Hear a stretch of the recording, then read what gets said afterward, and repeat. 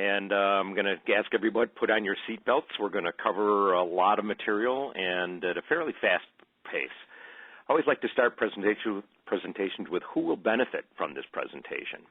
Managers who have previously struggled at promoting financial planning and analysis, enterprise performance management, and integrating business analytics into their decision support systems.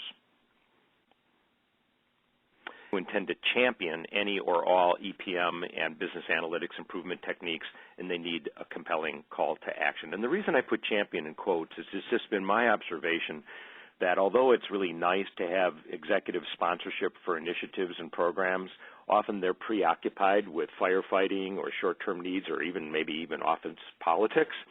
And it's usually a manager 1 or 2 or 3 levels down in the organization that kind of has a passion or fire in the belly and kind of says, how long do we want to perpetuate using some of our traditional practices when we know there are some more progressive ones. So those are the people I really like to basically support. Also, managers interested in what the trends of enterprise performance management is headed. And let me just clarify, there is confusion and lack of consensus about enterprise performance management, which is also called corporate performance management or business performance management, and sometimes confused with just performance management, which is more of an HR thing. The good news is this, these EPM methods are not new.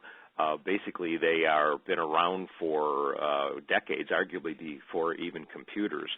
What is new is the integration of them and the embedding of analytics into them. EPMs typically perceived far too narrowly as just a CFO initiative with a bunch of dashboards. It's much broader, and that will be apparent in this presentation.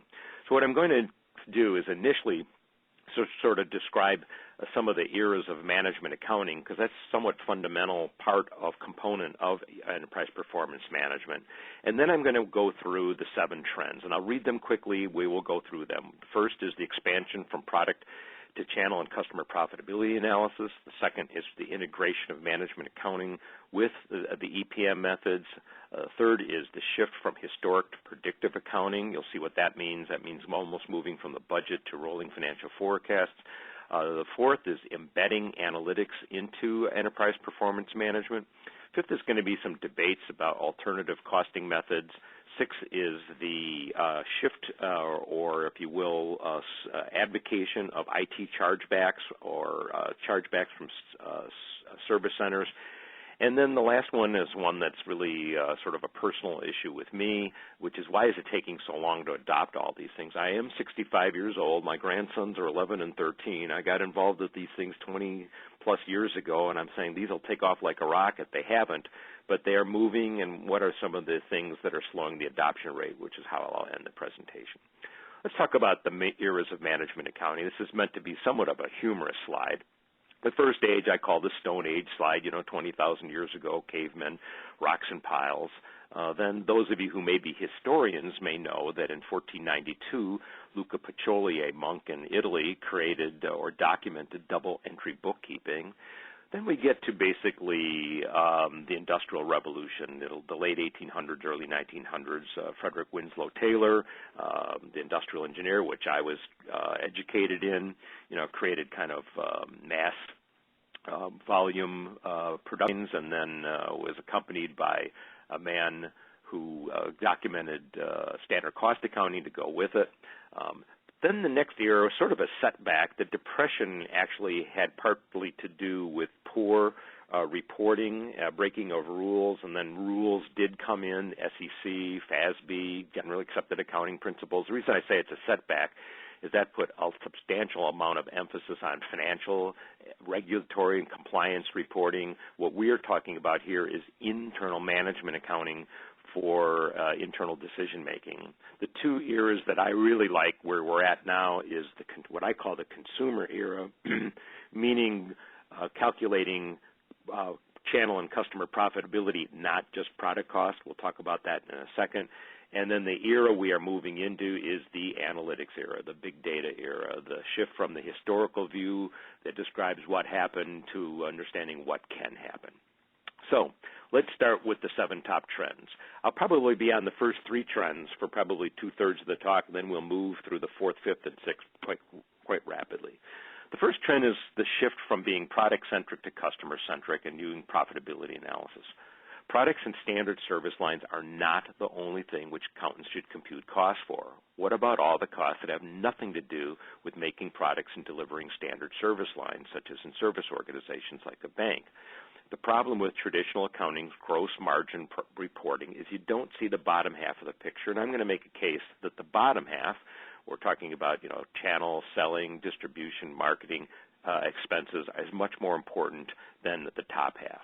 And this has led to mistrust of the managerial accounting and activity-based costing. And let me give you a very simple way of understanding ABC. Imagine you go to a restaurant with 3 other friends, and you order a little salad, and the other 3 order the most expensive item on the menu and a glass of wine. And when the waiter or waitress brings the bill at the end, the other 3 say, hey, let's split this check evenly. How do you feel? Not fair, not equitable. Well, that is how products and standard service lines also feel in a traditional cost accounting system when the accountants take this large amount of indirect and shared expenses, which incidentally is increasing relative to direct expenses. As things get more complex, you need that indirect to manage it all. And they allocate it on these broad averages like, direct labor input hours or square feet or number of units produced, head count. It just does not represent or reflect the unique consumption that those products and services consume of all of those end-to-end processes and the work activities that belong to them. And if you were to trace them more properly, and we'll describe that in a few minutes, you would discover that some of the products are overcosted and the others must be undercosted because it's a zero-sum error game. That means that the accountants, although it reconciles exactly in total, are really grotesquely distorted in the parts. And that means margin analysis and all sorts of other information is basically misleading to the user. So the simple definition of activity-based costing is as if the waiter or waitress brings 4 individual checks.